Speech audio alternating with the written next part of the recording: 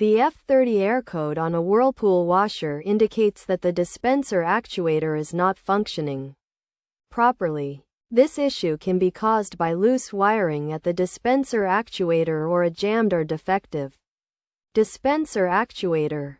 To resolve the problem, start by checking the dispenser actuator's wiring. Unplug the washer, remove the screws securing the top panel, and slide it off to access the dispenser actuator. Inspect the wires connecting the dispenser actuator to the control board for any signs of damage, such as burns, frays, or breaks. If the wires are damaged, replace them before plugging the washer back in and checking if the error code persists. If the code reappears, it may be necessary to replace the dispenser actuator.